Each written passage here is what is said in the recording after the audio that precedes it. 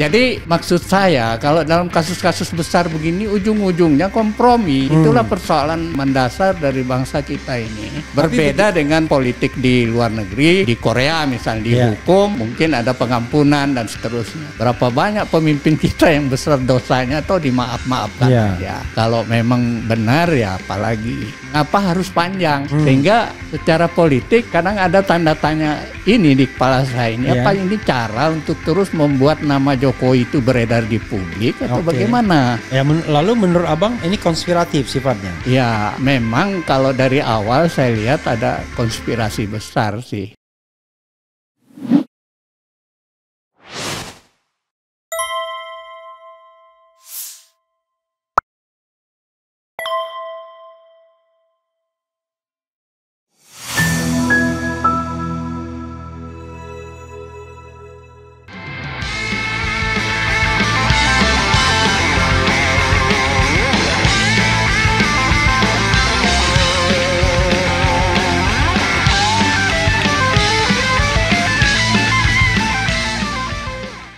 Assalamualaikum warahmatullahi wabarakatuh.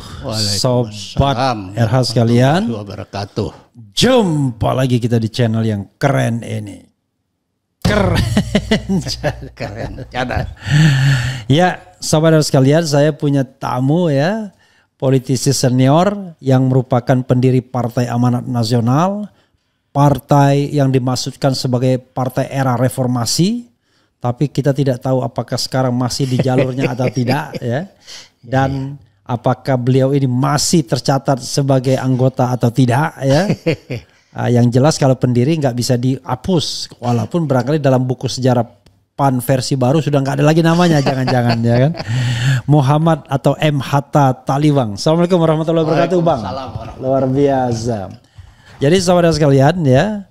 Di antara para aktivis ini Bang Hatta, saya panggilnya Bang Hatta ya. Bang Hatta Taliwang ini sangat dikenal.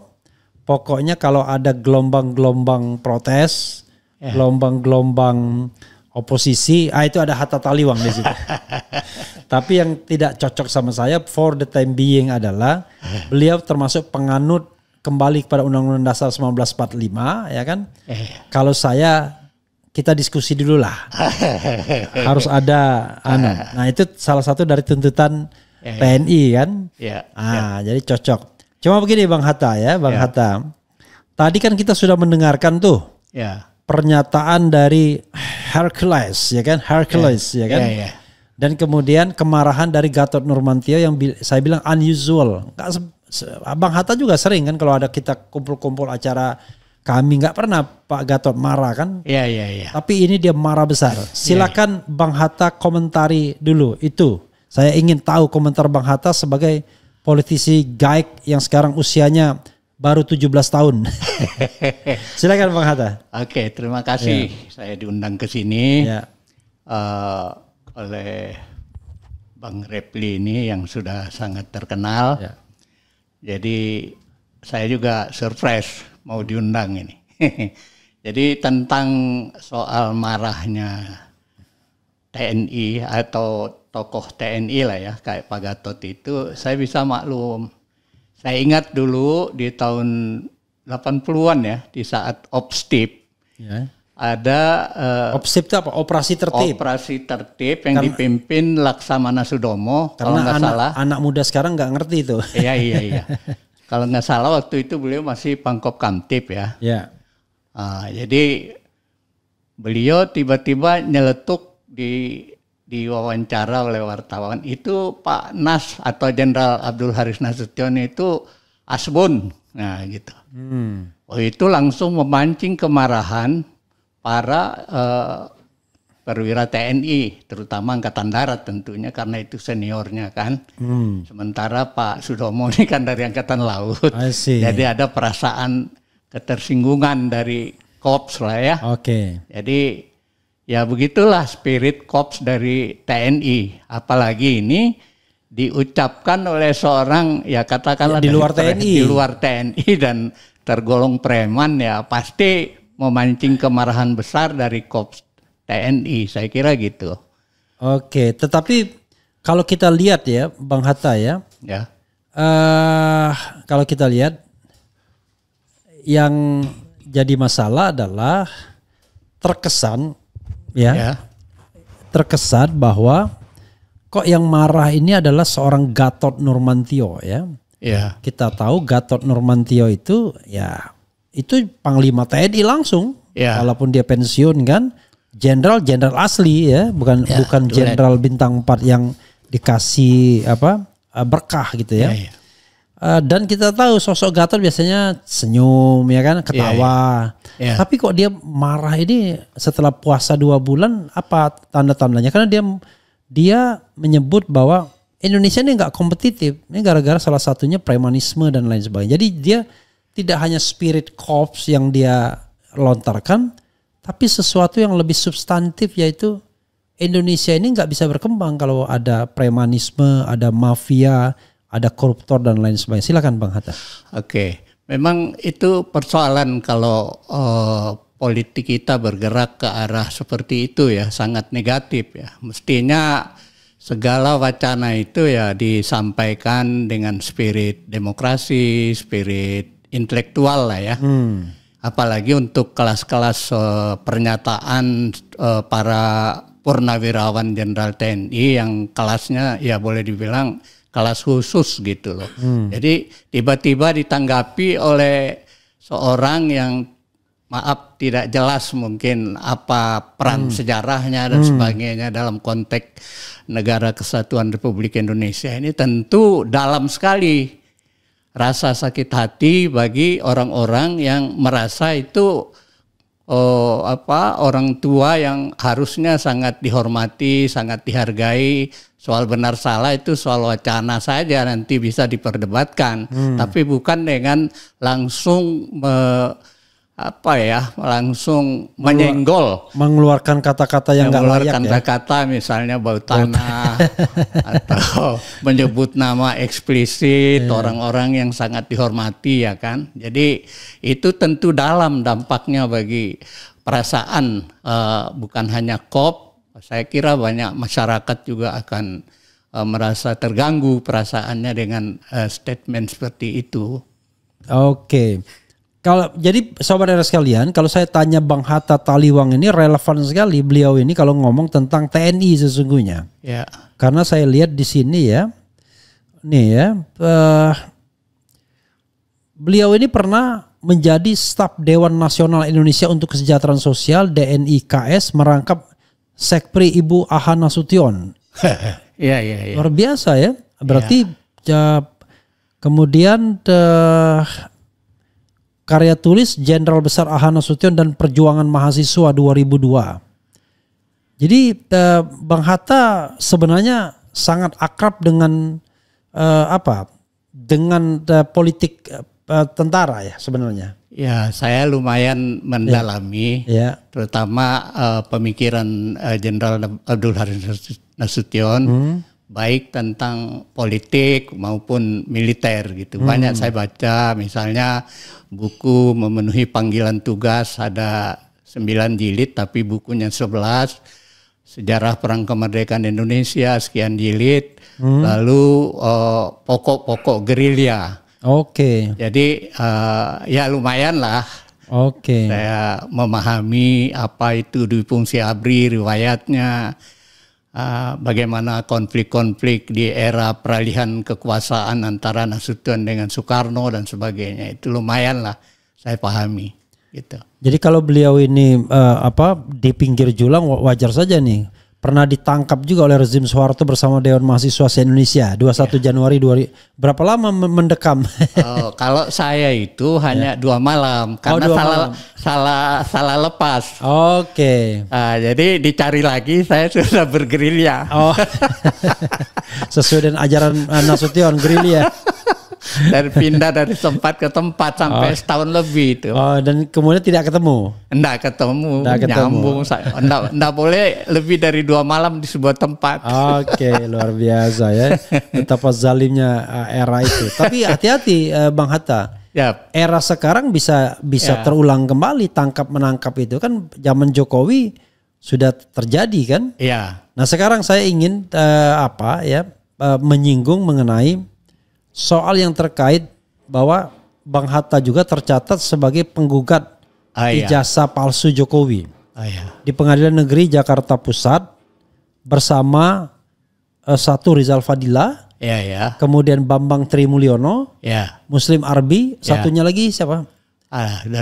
Taufik Solo. Doktor. Bukan UI Watch. Oh iya, Taufik kan? Taufik Bahaudin. Taufik Bahaudin. Saya udah lupa malah. Iya. Dan itu 5 orang yang kemudian mencatatkan namanya sebagai pemohon prinsipal. Saya tahu bahwa dalam tanda kutip yang bekerja itu adalah TPUA, yaitu tim pembela ulama dan aktivis. Tetapi memasukkan nama sebagai pemohon prinsipal itu kan ngeri-ngeri sedap juga. Iya.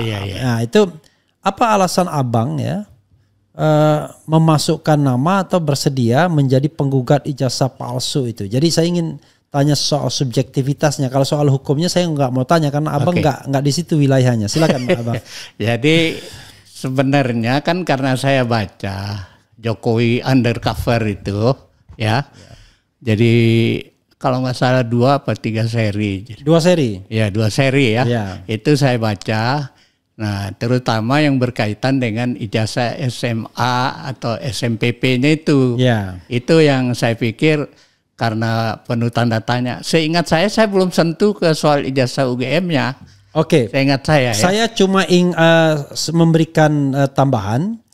Jadi ijazah UGM itu memang tidak diperbincangkan oleh Bambang Tri. Bambang Tri memperbincangkan itu tidak adanya ijazah SD, SMP dan SMA yang benar, yang asli.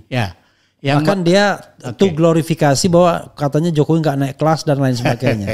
Sehingga dia tidak mungkin bicara mengenai ijazah UGM karena nggak pernah kuliah. Itu menurut versi Bambang Tri yang saya baca dari Jakarta Undercover 2. Silakan. Itu yang saya pikir karena banyak pertanyaan, kita katakanlah tokoh dalam arti tokoh kelas kami lah ya. Jadi itu ada rasa terganggu perasaan, ya kita salurkanlah apa yang jadi aspirasi dan pertanyaan teman-teman. Ayo udahlah proses hukum aja, gimana benar apa enggak ini. Hanya sebatas itu. Karena itu sesudah itu saya boleh dibilang enggak hadir, jarang hadir, enggak pernah malah hadir di pengadilan. Itu semua digarap oleh TPUA. Gitu. Boleh dibilang hanya pinjam nama.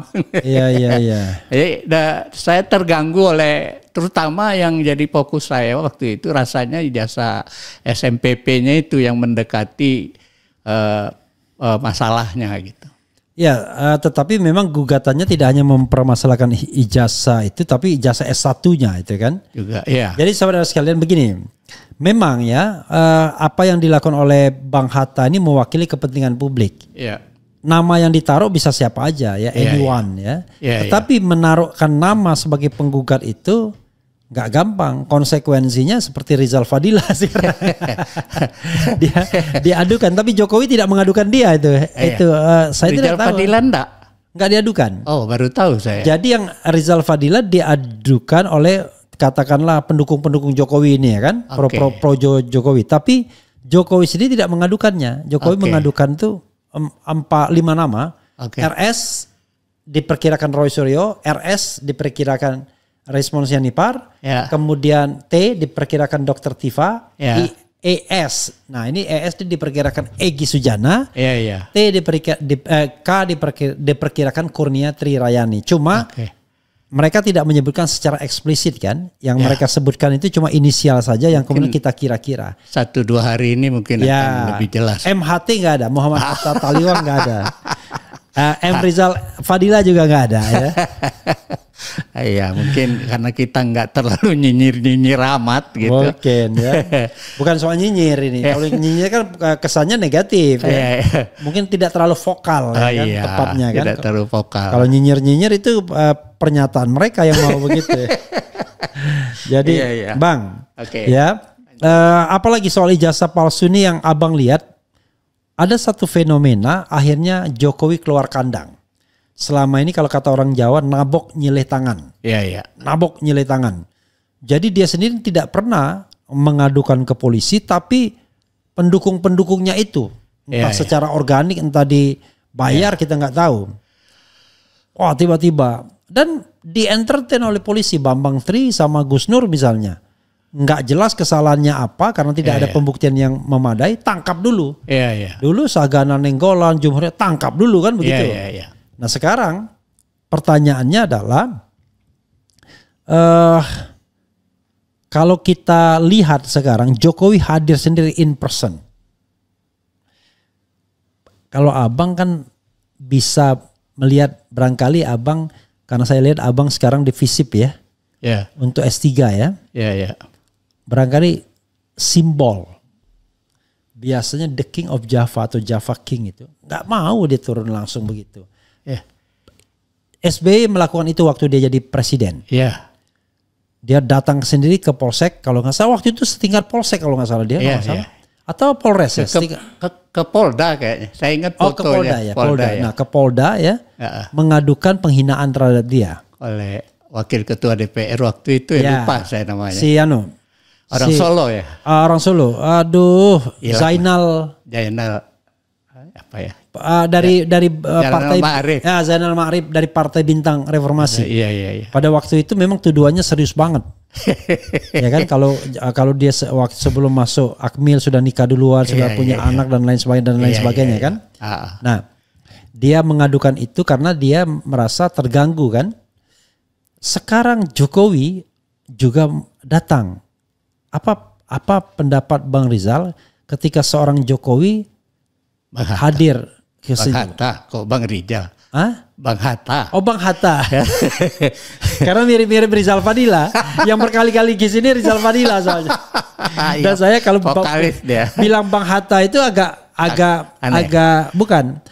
agak gimana gitu, karena ingatnya Hatta yang lain, Hatta Rajasa, Hatta yang makmur. Iya, ini Hatta yang kalau teman Refli Harun ini yang pejuang ya kan, yang di pinggir julang. Kalau yang makmur enggak biasanya. Silakan. Jadi sorry gini. Bang Hatta ya, Hatta Rajasa ya. Gini, sebenarnya kan ini persoalan sederhana. Cukup tunjukkan di publik, ini loh ngapain sih kalian ribut-ribut selesai kan. Nah ini kenapa harus menelan banyak korban gitu. Kalau Gus Nur, Bambang Tri bahkan sudah 2 kali masuk penjara kan. Undercover 1 penjara, undercover 2 penjara lagi. Itu luar biasa itu Bambang Tri. Terus Gus Nur. Nah kalau jadi ini yang 5 ini misalnya terpenjara lagi, itu korbannya gitu banyak sekali itu dalam kasus ini. Dalam kasus ijazah palsu ini, isu ijazah palsu ini sedemikian rupa kok kan. Apakah akan kita biarkan terus menerus ini berlarut-larut ya kan? Ya sementara kan itu sesuatu yang sederhana.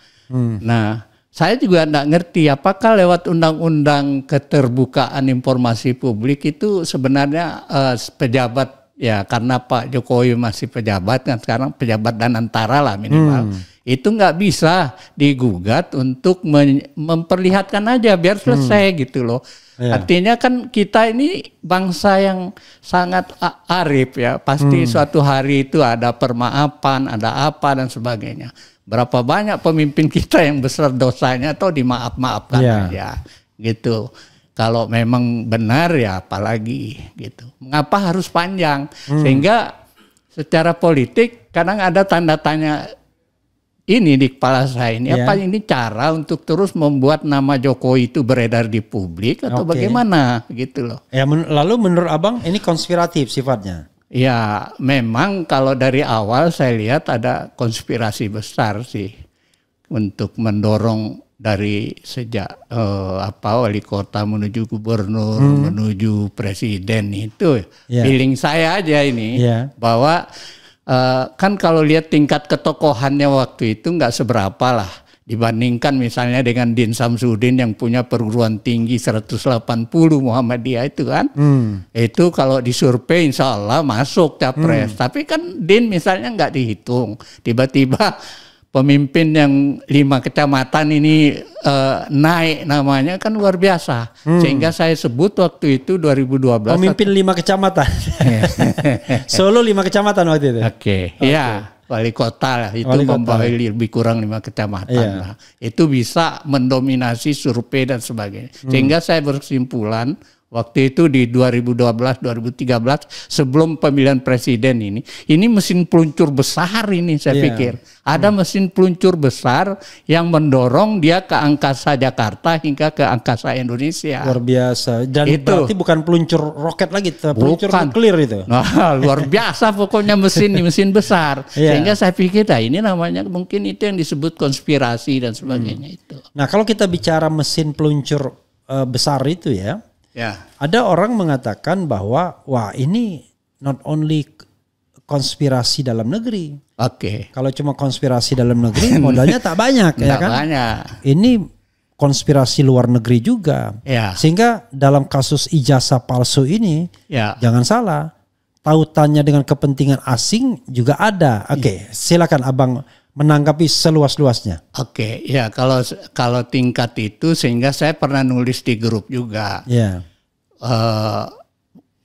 Bagi kawan-kawan yang ingin memenjarakan Jokowi dengan kasus ijazah ini, saya bilang mungkin berat lah. Karena terkait dengan banyak orang yang akan memikul beban kesalahan dan sebagainya yang akan juga menjadi persoalan hukum.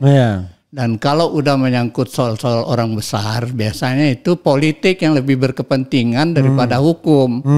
Artinya supremasi politik itu dalam beberapa kasus besar di Indonesia itu sudah kita tahu lah, pasti hukumnya dilemahkan. Dalam konteks misalnya, katakanlah MPRS dulu menghukum Bung Karno misalnya harus dipersidangkan dan sebagainya, tapi kan tidak berjalan. Akhirnya dengan kata mendem jero atau apa istilahnya? Mikul duur mendem jero. Mikul duur mendem jero itu Soeharto menyelesaikan persoalan Soekarno dengan cara itu. Dengan cara mengambang. Mengambang.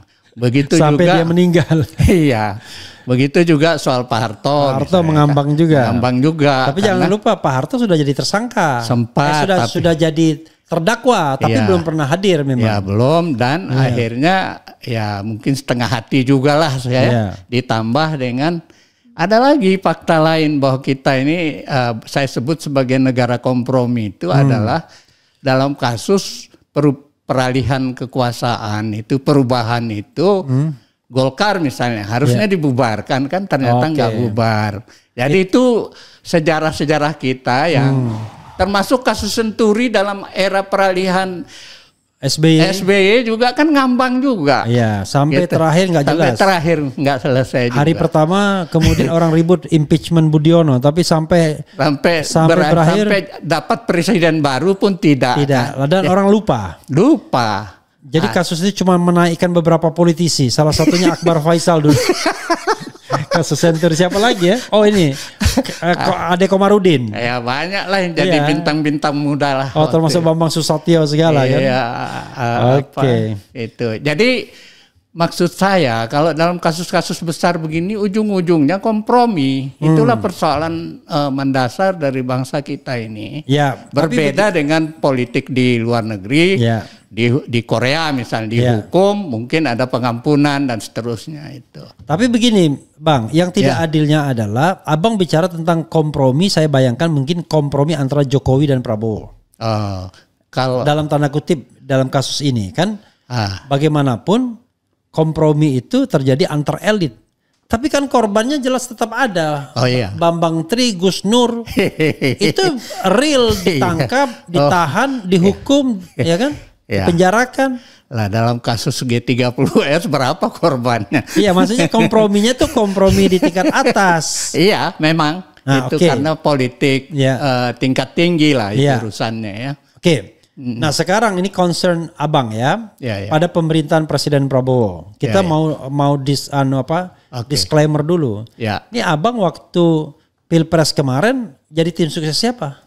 Saya enggak jadi tim siapa-siapa. Tidak jadi tim siapapun. Hanya jadi mencoba jadi pengamat politik yang sesuai pendidikan saya. I see, jadi opini yang saya sebar berisi kritik-kritik, saran-saran dan sebagainya secara pengamat politik lah gitu. Pertanyaannya adalah kalau kita lihat misalnya Prabowo kan Abang punya punya concern ya terhadap pemerintahan Presiden Prabowo. Saya kira kita semua punya concern ya, punya keprihatinan dan punya perhatian, terutama perhatian ya. Kalau Abang melihat ya, saya ingin highlight dulu, gambaran besarnya dulu terhadap pemerintahan Presiden Prabowo.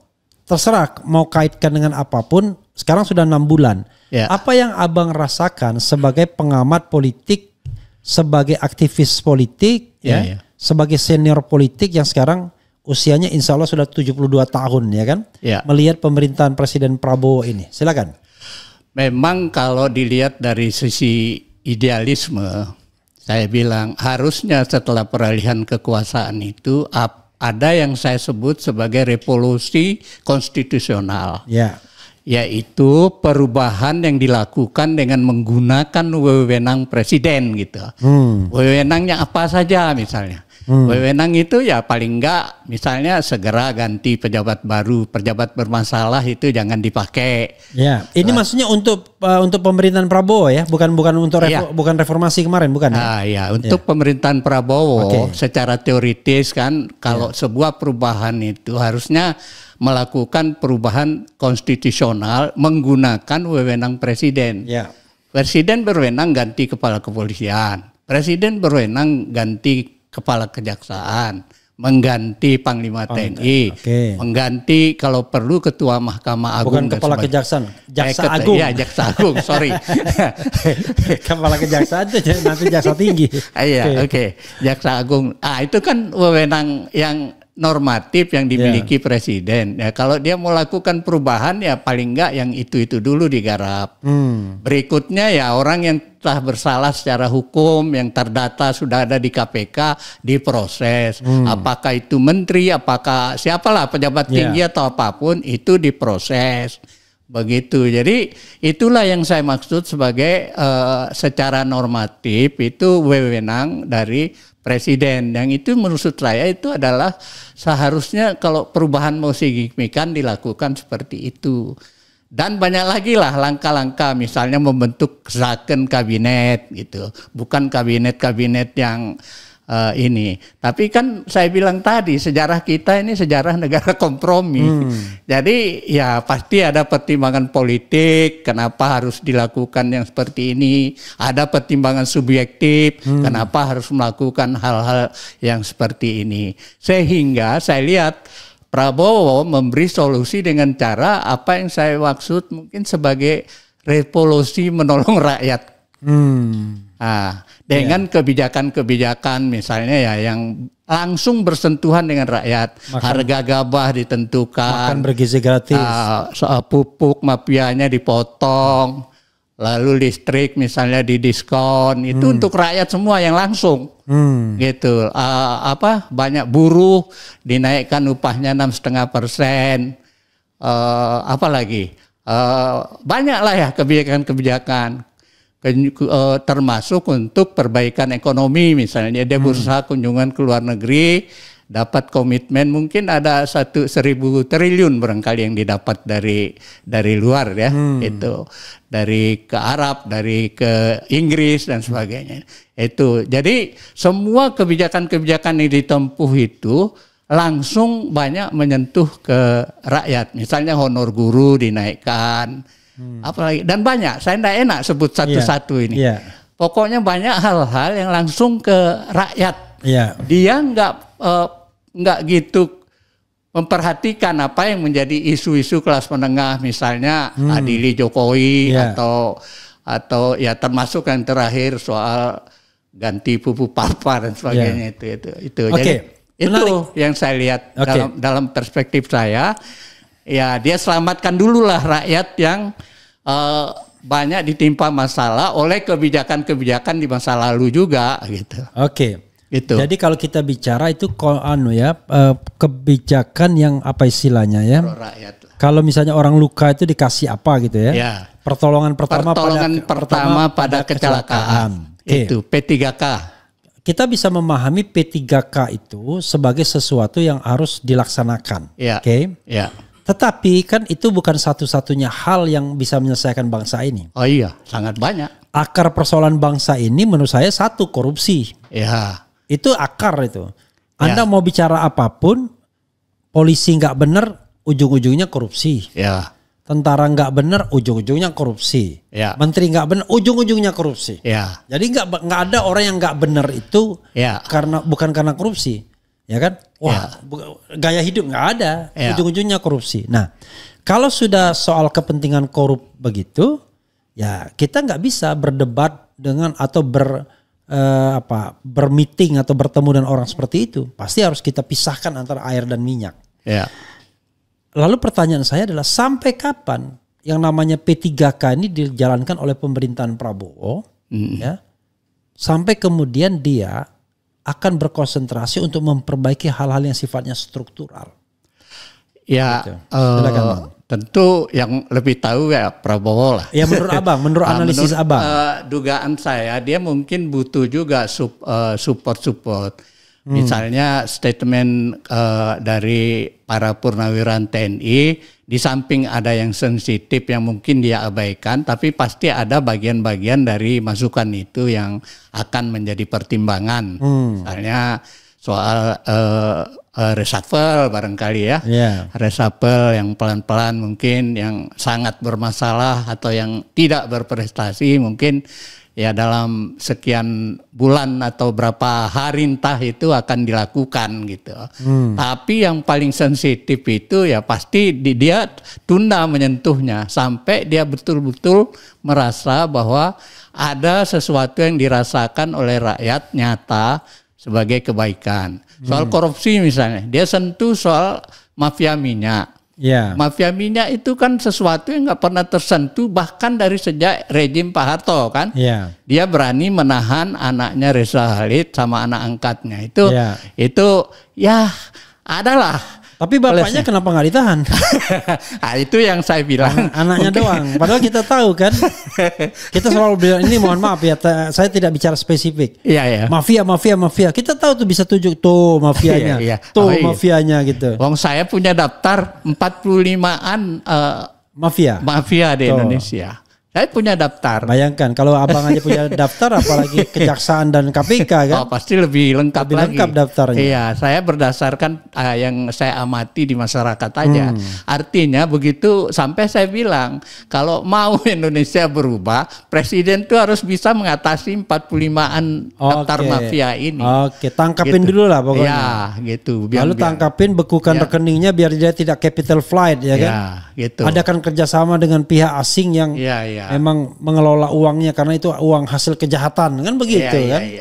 Ada juga sih kebijakan dia termasuk ya lagi-lagi untuk P3K mungkin misalnya soal devisa harus nongkrong dulu di Bank Indonesia itu kan sesuatu yang juga nggak pernah dilakukan oleh rejim bahkan di rejim Pak Harto sekalipun misalnya itu salah satu nilai itu nongkrong itu yang investasi masuk ya? Iya. Kalau jadi ada investasi, ada uang masuk hasil penjualan nggak boleh langsung digunakan nongkrong dulu. Harus nongkrong, jangan taruh di Singapura. Itu setahun nongkrong sehingga saya dengar devisa kita udah naik sampai 150 miliar sekarang. US dollar. Dari tadinya sekitar 120 apa 130. Jadi ada gitu loh. Bang, ini pertanyaan personal pribadi. P3K itu. Pertanyaan personal ya. Abang pernah nggak bertemu dengan Prabowo Subianto? Saya pernah ketemu tapi tidak secara spesifik. Saya pernah satu meja di Universitas Bung Karno dengan Ibu Rahmawati. Nah, tapi kan saya tidak banyak komentar lah ngobrol orang elit. Itu tahun berapa itu? Sekitar 2018. Terus 2023 di DPR, MPR waktu sidang MPR ya waktu itu. Pas saya ke toilet ketemu dia sapa saya, gimana caturmu? Gitu dia. Kok catur? Iya, beliau kenal saya sebagai pengurus catur. Karena Percasi. Iya, adiknya kan ketua umum Percasi dulu. Saya ketua bidang adiknya organisasi. Adiknya itu Hasim. Saya jadi ketua bidang organisasi. Jadi dan beliau juga tahu dari kawan-kawan juga saya. Nah, waktu 2019 saya ketemu juga di rumahnya Pak Joko Santoso sebagai ketua ini. Beliau lihat saya langsung dia datang bisik ke kuping saya. provokator. Hanya sepotong kata langsung pergi nyengir. Oke. Jadi tidak ada pertemuan yang sifatnya diskusi atau apa. Itu ada beberapa kali. Dia bercanda atau serius itu? Bercanda lah sambil ketawa nyengir ninggalin saya. Ya, tapi artinya kalau sudah dia tahu siapa saya, mungkin dari intelnya atau dari karena mana. Karena pada waktu itu dia belum berkuasa kan? Belum berkuasa. Ketika sudah berkuasa ini provokator lu bener-beneran gitu. Jadi abang nggak pernah jadi tim sukses dia? Dulu waktu ini saya bantu Pak Joko aja. Tahun Pak Joko Santoso, 2019. 2019. Jadi saya bantu Pak Joko. Kebetulan saya selalu ketemu Pak Joko urusan Undang-Undang Dasar 45 selamatkan Indonesia. Jadi Pak Joko beberapa hal meminta konsep, pikiran atau apa, dan saya ketemu. Bahkan di suatu malam mobil saya dipecahkan kacanya. Oleh? Anda tahu, orang ambil dokumen tapi yang terangkat dokumen catur. Daftar anggota catur yang ikut turnamen, daftar hadiah hilang semua. Jadi luar biasa nih Bang Hatta nih ya. Jadi kalau bisa dibilang Bang Hatta ini pemain bebas. Bebas. Tapi Anda bisa ikut menjadi deklarator atau pendiri PAN itu ceritanya gimana? Dulu kan gini, zaman Pak Harto kan AM Fatwa itu kan asalnya dari, walaupun orang Bugis tapi banyak lama di Sumbawa. I see. Dan abang orang dari Sumbawa ya? Sama-sama juga, saya juga orang Bugis tadinya. Darah Bugis tapi terpelanting ke Sumbawa gitu. Jadi selama jadi aktivis itu, Pak Fatwa ini kan terus melawan rejim Soeharto. Suatu hari dia ditangkap dan sebagainya, dokumennya dititip di rumah saya. Nggak ada yang berani terima dokumennya sekarung. Dulu kan belum ada WA, belum ada apa, jadi dokumen itu semua tertulis. Dititip di rumah saya, ya saya siap aja terima karena saya mantan ketua Dewan Mahasiswa kan, jadi aktivis. Jadi dari itu hubungan saya sampai suatu hari mau terjadi perubahan reformasi, Pak Fatwa ngajak saya kumpul lagi. Nah dari situlah terlibat dengan urusan PAN. Fatwa. AM Fatwa. AM Fatwa. Kok saya dengannya Pak Fatwa? Iya. Pak Fatwa. Ya Pak Fatwa. Kali orang tua kali. Oke, silakan. AM Fatwa. Iya, oke. Nah itu jadi udah kayak saudara. Iya. Saya banyak bantu beliau dalam masa susah.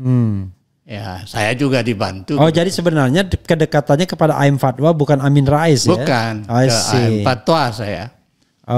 Makanya kemudian diajak menjadi pendiri Partai Amanat Nasional. Ya. Kalau saya lihat Bang ya, Abang pernah sempat nyalek atau pernah jadi calon anggota DPR? Pernah nyalek ya?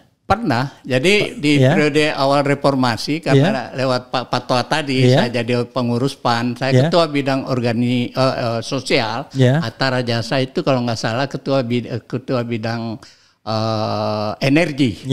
Jadi kami itu sebenarnya sama-sama kepala departemen waktu itu. Nah masing-masing kita mencalonkan diri. Kalau nggak salah Hatta Rajasa dari Jawa Barat, Bandung, kalau nggak salah calegnya, saya dari NTB. Dua-duanya masuk. Abang pernah masuk? Masuk. Tahun 1999 sampai 2004. Satu periode ya? Iya. Kurang setahun. Karena saya di PAW oleh Pak Amin. Gara-gara melawan? Panjang ceritanya itu.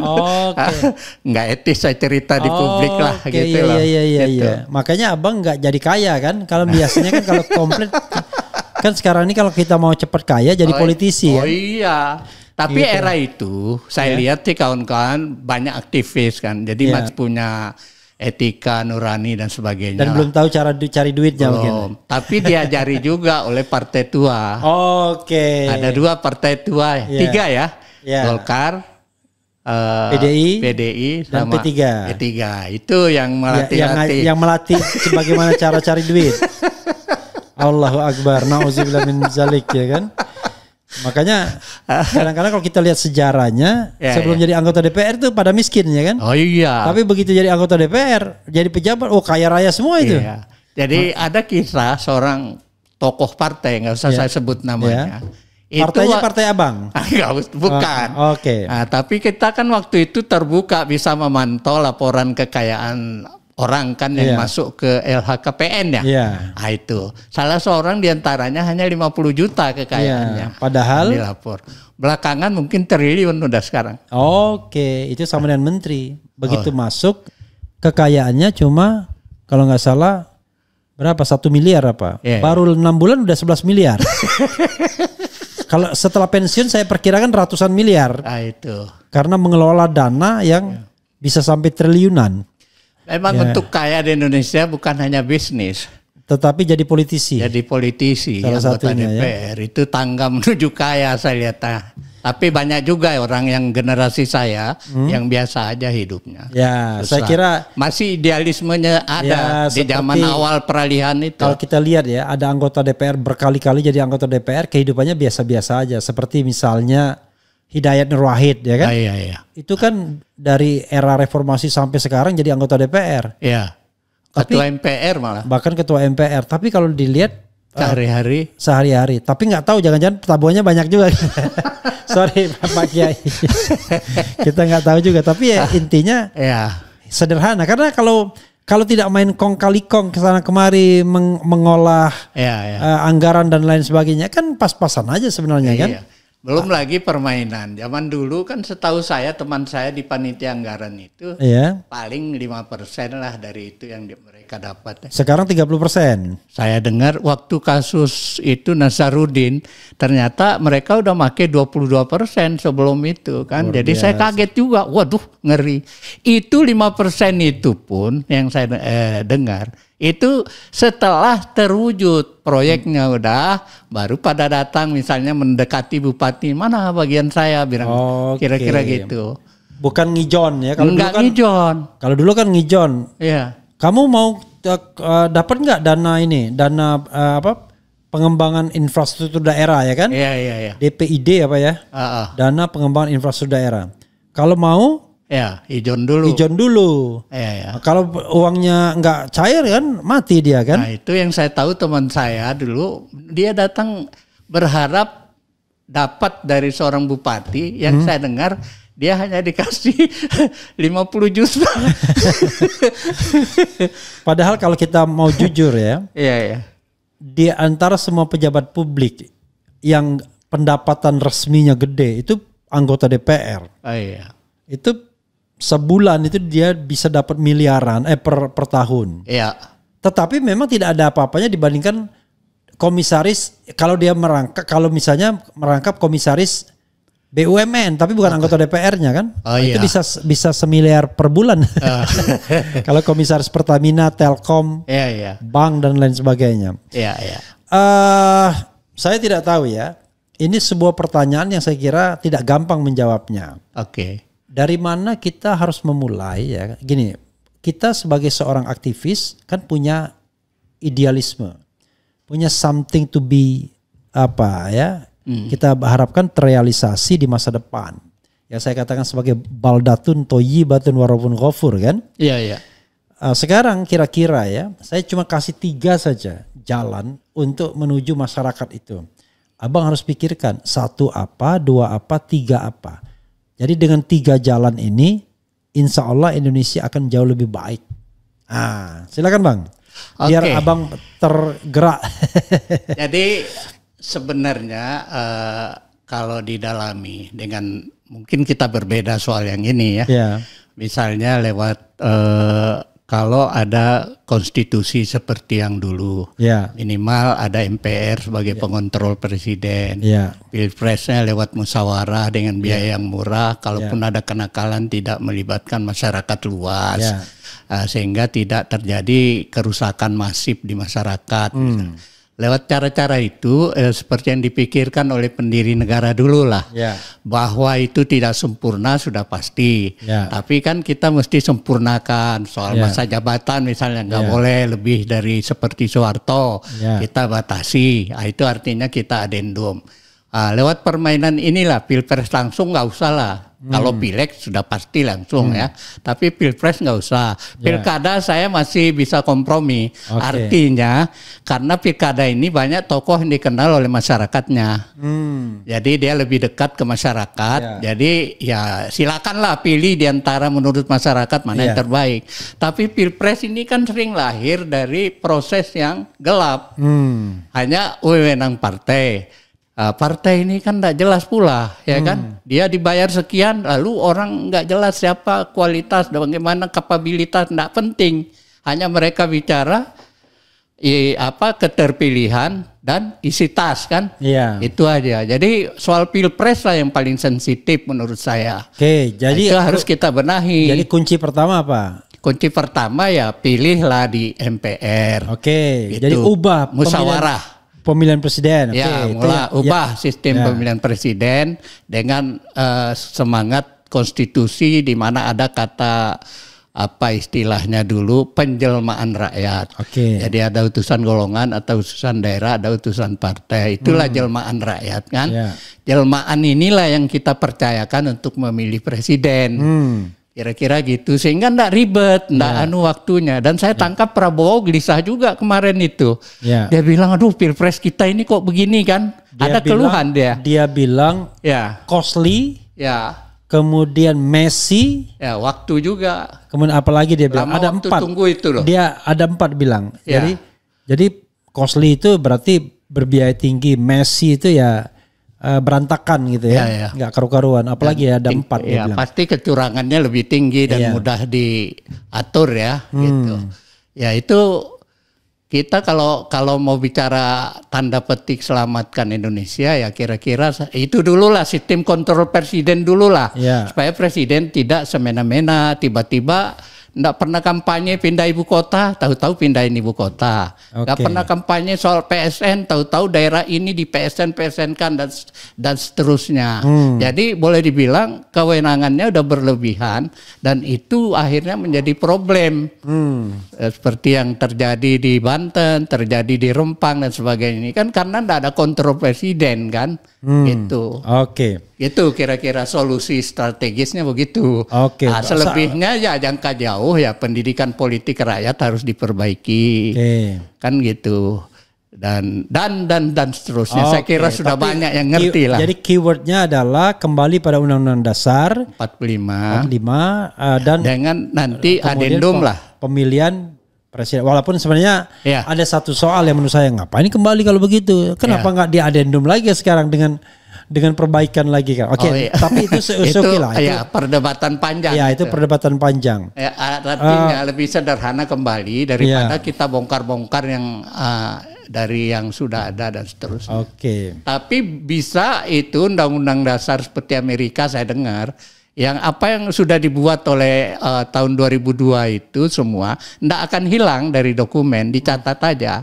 Tetapi tetap ada perubahan berikutnya lalu memuat kembalinya itu.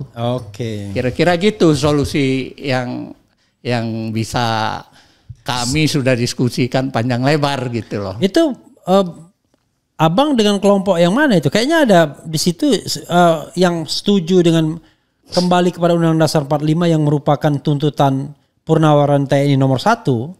Itu di mana abang juga ikut di sana, itu siapa aja tokoh-tokoh atau kelompok abang yang abang sering berdiskusi itu, biar bisa disebutkan. Jadi waktu gerakan Selamatkan Indonesia itu tokohnya itu Ibu Rahmawati Soekarno Putri sama Pak Joko Santoso, saya sekretarisnya.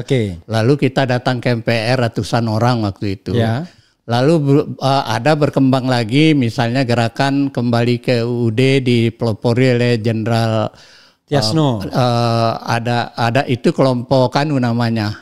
Kelompok abangnya. Maklumat. Kalau yang saya itu dengan Pak Prianto. Prianto yang wakil gubernur. Lalu ada dari kelompok Pak Din Samsudin, gerakan kembali ke UUD 45 juga. Din Samsudin juga ikut? Iya, deklarasinya di Gedung Juang. Ya, saya sekretaris juga di situ. Siapa lagi? Jadi ada kelompok yang kami yang lebih bebas ini namanya kelompok kerja kembali ke UUD 45. Maksudnya untuk merumuskan siapa aja? Ya, di situ banyak yang muda-muda di situ. Misalnya si Mustika Sani, enggak gitu dikenal ya. Ada Kiki, ada 56 orang. Ya, tapi yang tokoh-tokohnya aja siapa? Kalau yang seniornya yang sudah menjadi penasehat misalnya Pak Fahru Razi. Oh, Fahru Razi. Ya, jenderal. Yang senior-senior Pak Taufikur Rahman Ruki.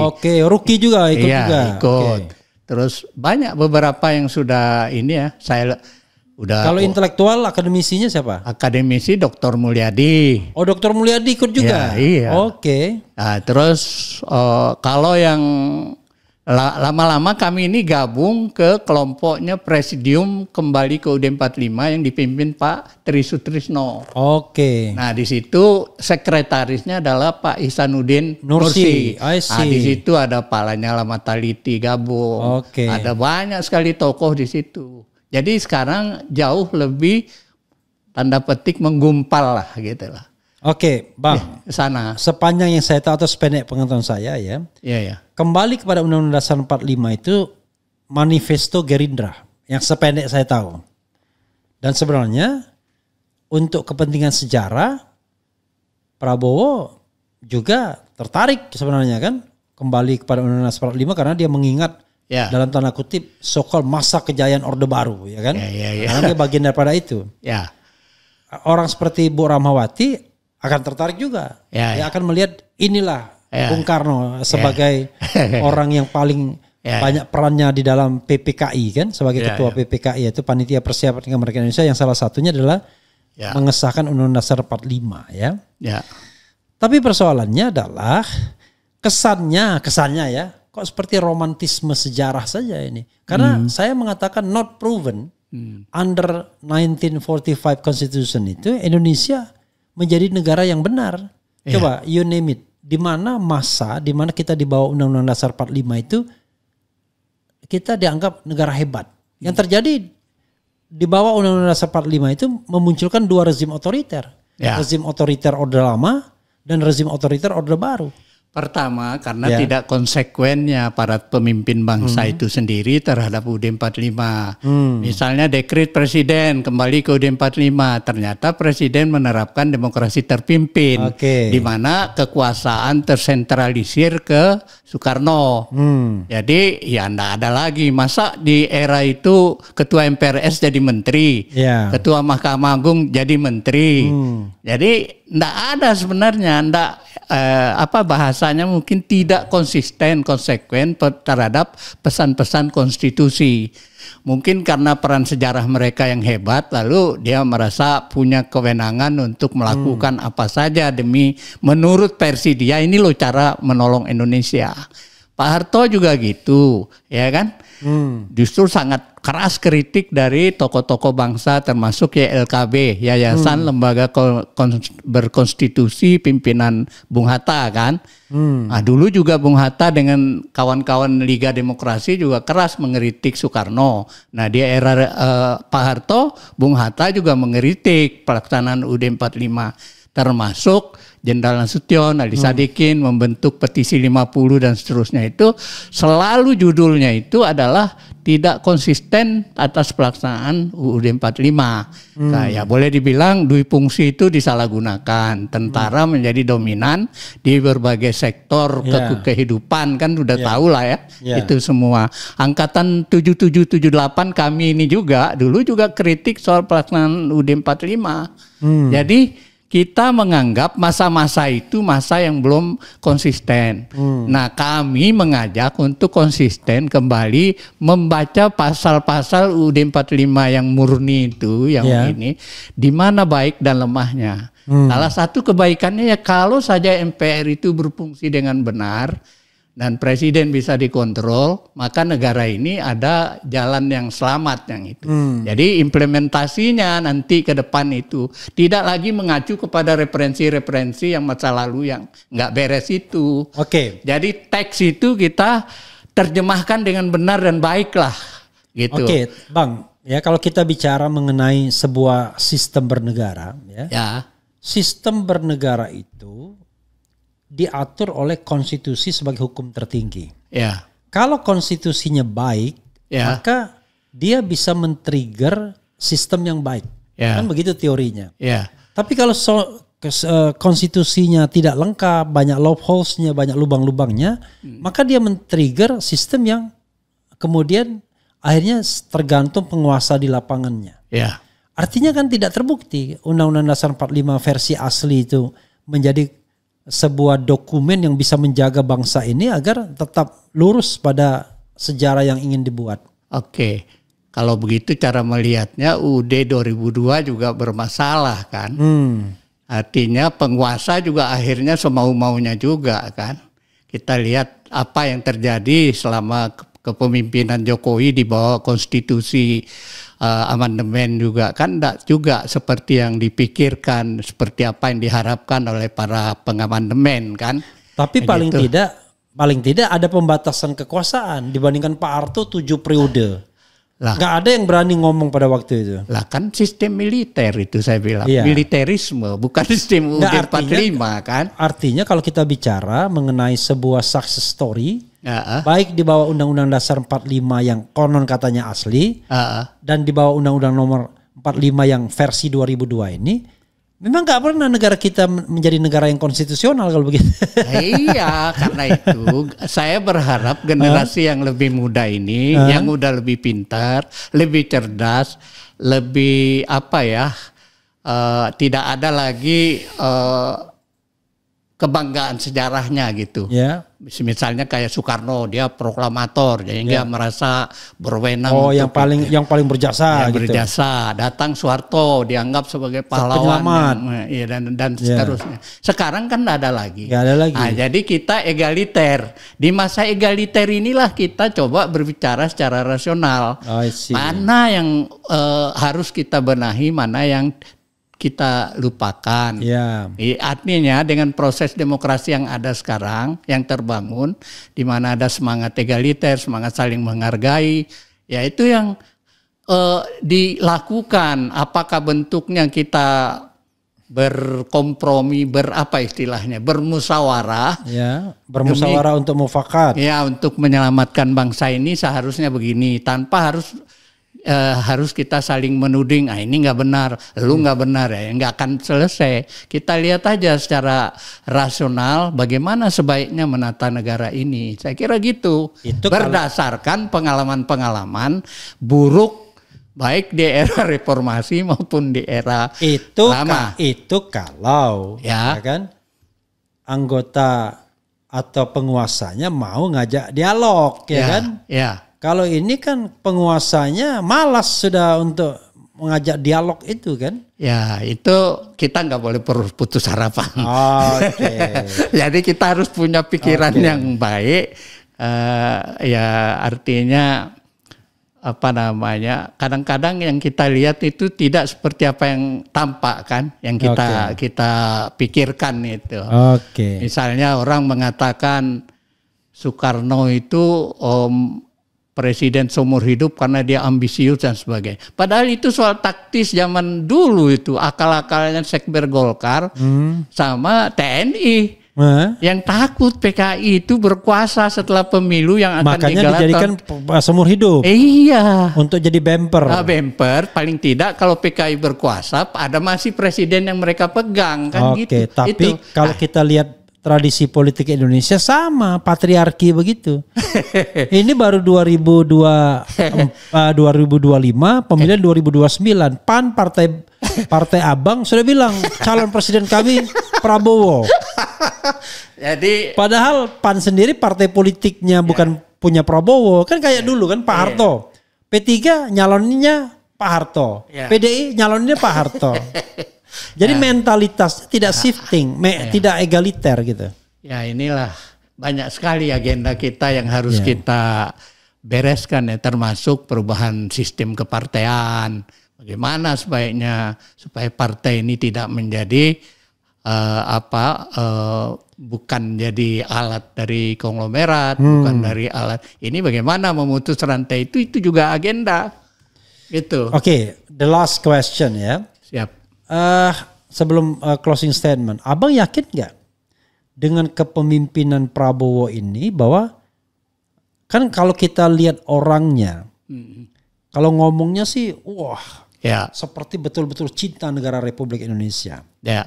Tapi kan orang kan tidak dinilai dari omongannya, tapi dinilai dari apa yang dilakukannya kan.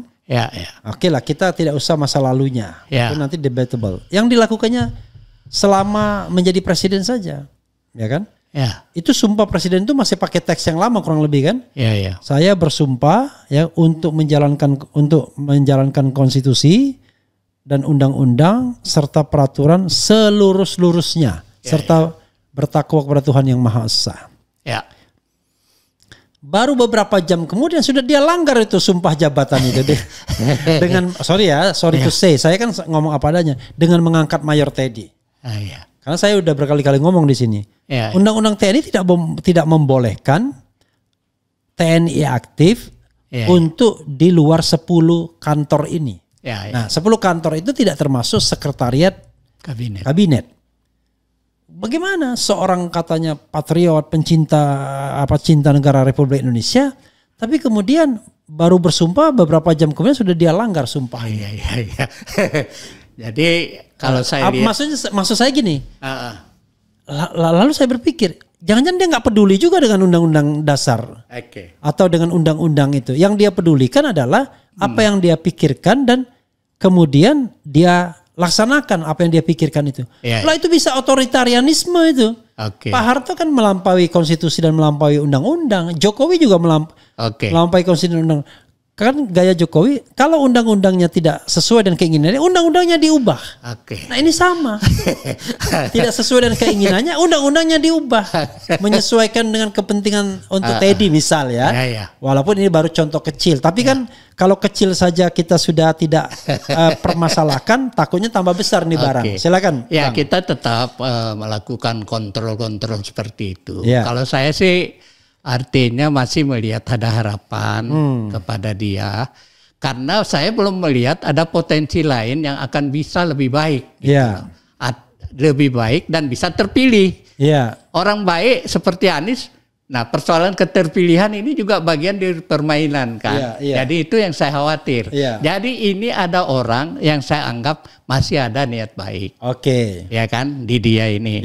Bahwa ada yang dia lakukan katakanlah semacam diskresi dia itu bagian dari taktik dia untuk menyelamatkan keamanan pribadi dan ini dan sebagainya, mungkin saya anggap seperti itu. Tapi yang saya lihat sih ada niat baik. Salah satu misalnya sekarang kan umat Islam kan tidak pernah lagi dibully, di apalah ya di kayak era Jokowi. Ya kan? Nah, itu kan sebuah plus juga. Orang Muhammadiyah udah bisa jadi menteri kan gitu. Akomodasi seperti itu saya anggap sebagai. Tapi inner circle-nya kan banyak sekali. Yang maaf kata ya, yang dari kelompok minoritas tuh inner circle-nya. Coba lihat. Itu inner circle dan kemudian yang disalurkan BUMN dan lain sebagainya yang membackup kekuasaan lama dan baru gitu. Itu pasti dari mungkin berbeda dari konsep sebelum 13 Oktober kan. Jadi kita ya maklum aja dia. Saya anggap dia sedang main juga lah gitu. Dia main. Tapi yang jelas apa yang dia lakukan dalam bentuk P3K itu aja kan saya tangkap ada niat baik. Nah selama kita belum temukan yang lebih baik dari ini, ya mau tidak mau realistis. Politik itu kan realistis, ya kan? Jadi ya kita lihat aja lah, udahlah, yang ini dulu lah. Mungkin skornya 6, ya udah kita usahain naik jadi 6,5 atau 7 dan seterusnya. Jadi ya politik itu ya begitulah ya dalam konteks Indonesia yang runyam tentunya. Kecuali kita udah mapan, stabil dan sebagainya. Baru bisa kita bicara yang lebih idealis. Saya khawatir ya ketika P3K itu sudah selesai atau jangan-jangan 5 tahun itu cuma P3K aja. Ya sama-sama lah kita jadi lihat. shortcut policy. Jadi polisinya shortcut semua. Kita lihat tidak strategis. Tidak strategis ya. Tidak going into depth. Yang strategis itu seperti yang saya bilang, dia lakukan revolusi konstitusional sebagai perubahan radikal lewat kewenangan presiden. Oke. Itu kuncinya. Dekret maksudnya. Nggak sampai ke situ juga. Dekret kalau nggak didukung banyak orang kan repot, bisa nggak karuan juga, ya kan? Yang bisa aja dalam kewenangan dia apa?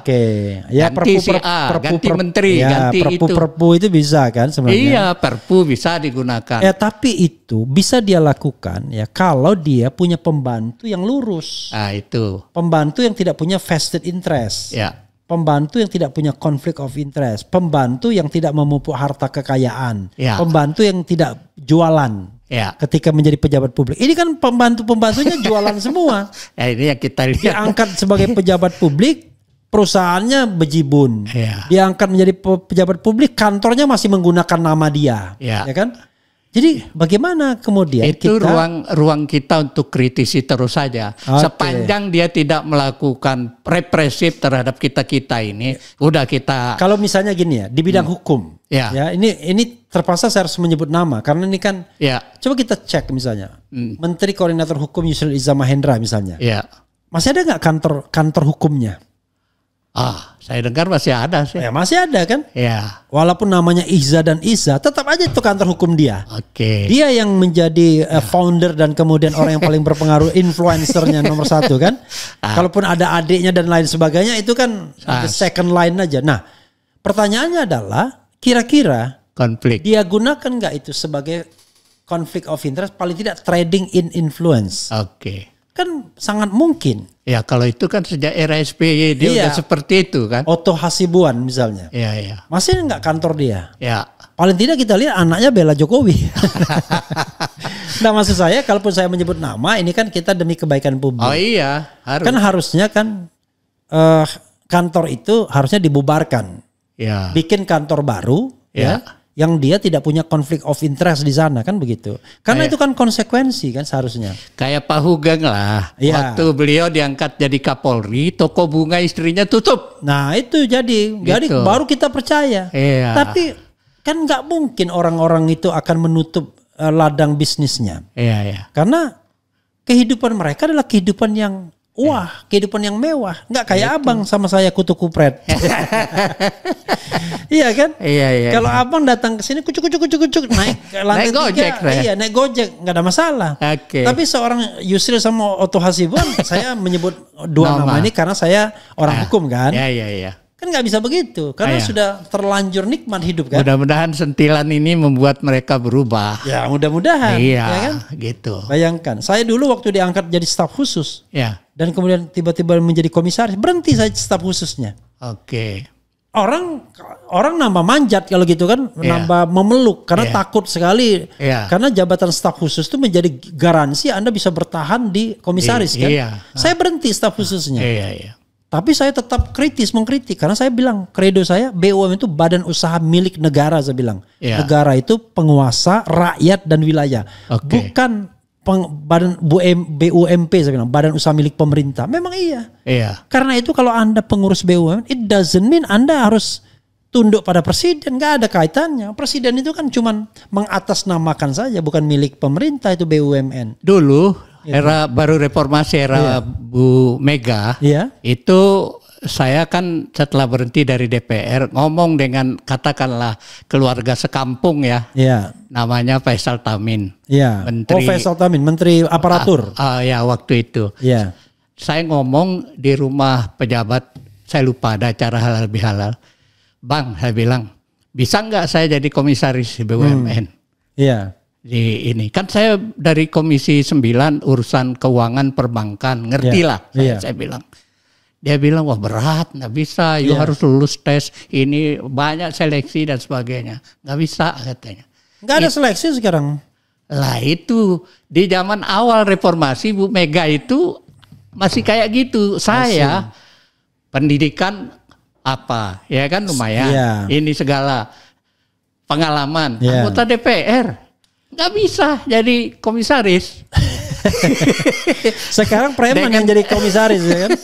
Preman jadi komisaris bisa sekarang. Termasuk soal BPK misalnya. Kok bisa orang politik duduk di BPK yang sifatnya dan itu pun maaf kata lower grade lagi ya kan. Bukan orang yang paham betul kan. Tiba-tiba aktivis jalanan pendidikan kagak jelas jadi anggota BPK. Ketua malah. Ya itulah negara kita ya kan. Oke, Bang. Saya kira ya, banyak nih. Iya, too much ya kan kalau kita kritik semua. Karena itu biar adil saya bacakan beberapa komentar, nanti Abang jawab secara umum saja dan kemudian closing statement ya. Kenapa Prabowo masih dibayang Jokowi? Dibayangi mungkin ya. Kelihatan banget karakter presiden kita, pribadinya nggak enakan, ya kan? Dan orang balas budi dan mementingkan ego daripada kepentingan nasional. Hehehe. Ada juga benarnya ya kan? Semua tim sukses itu dikasih semua jabatan sama dia kan? Dan juga soal Teddy kelihatan betul masalah pribadi masuk di situ ya kan? Maksudnya kalau dia pengen itu ya bikinlah yang benar, yang proper kan? Kemudian Surabaya mendukung Jokowi, diusut ijazah palsunya. Gibran copot dari Wapres. Mafia itu mirip-mirip opposite side, ya kan? Apa ya? Aktivitas pemecahan masalah superficial adakah kriteria medium dan deep yang root cause-nya korupsi? Apa maksudnya? Kemudian apa lagi ini ya? Hanya di era Mulyono kekuasaan dinasti macam kerajaan. Demi kebenaran dan kejujuran, bongkar terus. Jangan sampai negara ini dikuasai oleh oligarki. Saya nggak mungkin membacakan semua kan, bisa terengah-engah kan. Apalagi ini. Selama Kapolri dan Mendagri mereka masih bercokol di kabinet, sulit rasanya mencari kebenaran dan keadilan, termasuk bagaimana ungkap kabar hilangnya data Jokowi di KPU. Tolong dibahas Bung RH, kenapa bisa terjadi? Oke.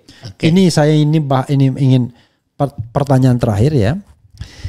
Jelas ada pejabat-pejabat yang sebenarnya nggak bisa dikatakan dia ini loyal kepada Prabowo. Bahkan mereka lah yang ngerjain Prabowo ketika pemilu 2014 dan 2019 kan begitu? Iya kan? Tapi kenapa Prabowo kok masih memakai mereka dan sepertinya nggak bisa lari dari genggaman. Iya, pendiktean begitu. Walaupun at the same time dia membentuk kekuatan sendiri. Misalnya di istana Hasan Nasbi sudah disingkirkan, ya kan? Kemudian KSP tidak dia fungsikan seperti yang kemarin. Saya sebenarnya bingung, kepala KSP-nya nggak pernah muncul juga kan? Kalau nggak salah anak dari yang NU itu, tokoh NU ya kalau nggak salah. Nggak ngerti saya. Saya dengar tentara bintang 3. Tentara. Oh iya. Nah, wakilnya itu si Kodari. Nah, Kodari malah keliling. Iya, keliling tapi nggak ngomong tentang KSP, dia ngomong tentang politik umum saja kan. Nah, dia datang ke tempatnya Bursa Zarnubi. Iya, pokoknya intinya dia safari lah ya kan. Iya. Dia safari ke sini aja saya tolak. Tapi kalau dia protes minta hak untuk jawab ya kan, nah, saya harus kasihkan karena itu kan kewajiban. Tapi kalau mau datang aja nggak boleh ya kan. Gitu. Tapi kalau minta hak jawab boleh. Nah, apa yang menghalangi Prabowo ini? Kok politiknya jawanis banget sampai nyuruh orang mengundurkan diri sendiri, padahal kita tahu Hasan Nasbi itu bawaannya Jokowi. Memang jadi saksi ahli waktu di MK, namanya ahli doang sih, tapi biar pemirsa tahu saksi ahli di MK. Tapi ini orang Jokowi jelas kan? Selama jadi jubir nggak pernah juga dia ikut dekat-dekat dengan Prabowo. Kalaupun nggak nempel-nempel doang. Yang kita tahu yang paling dekat dengan Prabowo itu ya Teddy sama Sugiono kan? Why? Kok justru politik Jawa lah gradual sekali, lama-lama 5 tahun selesai, enggak selesai saya kira. Bagaimana membangun tim, the dream team ini. Jadi saya melihatnya ini tentu insting atau feelingnya. Pertama, Prabowo ini sebenarnya orang yang baik hati. Ya kan? Baik hati dan tidak sombong. Dan perasa, sensitif dia terhadap beberapa. Jadi soal sikap dia terhadap Jokowi mungkin 2 hal ya. Hal pertama, kalau dia tidak menggunakan Gibran untuk jadi wapresnya, dia tidak akan terpilih. Karena yang pendukung-pendukung Jokowi yang lama itu pasti mengganjel. Ya. Ya, termasuklah beberapa pejabat sekarang. Pejabat sekarang yang anaknya atau menantunya dapat jabatan dan sebagainya. Itu kan orang-orang yang potensial akan tetap mengganjel dia. Ya. Jadi katakanlah saat itu Prabowo menjadi menumpang di kekuatannya Jokowi. Menumpang di kapal Jokowi. Kapal Jokowi. Ya. Nah, sekarang kan terbalik. Ya. Nah, orangnya Jokowi menjadi penumpang di kapalnya Prabowo. Nah, tergantung nih nakoda yang sekarang. Iya. Nah, mana penumpang akan dibuang itu kan mungkin butuh waktu. Ya, butuh kita kan? lihat cerita tentang Nabi Yunus ya kan. Tinggal diundi aja siapa yang mau dibuang ke laut. Iya, karena ini pemilik kapal udah berubah kan. Oke. Kita anggaplah dia waktu itu sedang berstrategi atau bertaktik. Yang penting saya terpilih, udah 2-3 kali ini saya kalah kan. Jadi saya harus menang, bagaimana caranya itu urusan dia lah itu kan. Sebagai catatan kaki. Yang kedua, ada jasa Jokowi yang mungkin susah bagi dia terhadap pribadinya Prabowo. Mewujudkan mimpinya agar bisa jadi bintang 4 itu loh. Nah, itu sangat pribadi. Dan mungkin dia menghargai dirinya sendiri kan? Ya, jadi itu persoalan yang barangkali jadi beban moral sehingga dia sedikit silat-silatan lah terhadap Jokowi. Misalnya kebijakan Jokowi soal PSN ada yang dihapus. Kebijakan Jokowi soal IKN-nya dilambat-lambatin lah, nggak jadi prioritas lagi. Jadi ada perlawanan slow gitu loh. Nah ini yang butuh kesabaran kita juga untuk melihat. Ya makanya saya kira nanti baru selesai itu perlawanan berakhirnya itu sampai 5 tahun ke depan. Nah, barangkali kan dia sudah jadi calon lagi. Di 5 tahun ke depan, nggak butuh lagi. Barangkali kan gitu. Kita nggak tahu jangka panjang jangka pendeknya apa yang jadi pikirannya kan. Gitu. Sekarang terakhir ya. Kalau misalnya saya kasih sebuah pilihan 4 ini. Apa pilihan Abang terhadap Prabowo nih? Sangat optimis, ya kan? Pesimis atau sangat pesimis? Sikap saya, sikap saya kira berusaha bersikap optimis. Optimis tapi masih berusaha. Berusaha. Berarti optimis ada catatan, kurang. Masih ada catatan. Kalau kita bicara skala meter, ya kan? Iya. Untuk menuju Baldatun Thayyibatun itu Indonesia harus punya nilai 100. Kalau sempurna. Prabowo mengatakan dirinya 60 sekarang, ya kan? Saya tanya, menurut Abang berapa nilai Prabowo sekarang? Ya sama, yang Prabowo 60. Lebih kurang 60 lah kira-kira. Setelah 5 tahun bekerja nanti atau 4,5 tahun lagi kan, berapa nilai yang maksimal yang bisa dia dapatkan? Iya bisa 8. 8 atau 80. Mudah-mudahan. Itu harapan dan doa. Karena Bang. Siap. Apa benar karena apa tadi? Kenapa? Karena kita kan harus berpikir baik agar itu jadi doa kan. I see. Dalam agama kita. Sekarang closing statement silakan ke pemirsa sekalian, boleh ke kamera juga boleh. Pemirsa yang terhormat, terima kasih sudah mengikuti acara kami ini dengan topik yang serba-serbi lah ya kan. Tapi itu aja, saya berharap mudah-mudahan kita bisa berpikir tentang bagaimana menata Indonesia yang lebih baik lah. Sistemnya dan sebagainya. Mari kita bersepakat apakah kita tidak selalu menurut saya harus teks kembali ke UUD 45, tapi spiritnya itu bagaimana kita bisa mewujudkan di mana kita bisa mempunyai presiden yang ada yang mengontrolnya sehingga tidak menjadi sewenang-wenang. Dan saya terus terang kalau soal pilpres langsung ini saya kurang setuju. Jadi lebih baik kita atur gimana cara yang lebih murah, cara yang lebih efektif, tetapi berkualitas hasilnya gitu. Saya kira itu yang saya harapkan. Terima kasih. Wassalamualaikum warahmatullahi wabarakatuh. Waalaikumsalam warahmatullahi wabarakatuh. Banyak hal yang belum selesai di negeri ini. Baik dari sisi konsep dan teori maupun dari apalagi realitasnya. Nah, percakapan seperti ini adalah perbincangan anak-anak bangsa, ya kan? Bukan kaum nyinyir yang tidak menggunakan otaknya, ya. Dan tidak juga orang yang menyebarkan berita bohong atau menghasut, ya kan? Tapi ini pembicaraan yang insya Allah ilmiah dan penting. Wassalamualaikum warahmatullahi wabarakatuh. Keren. Keren, cadas. Cadas.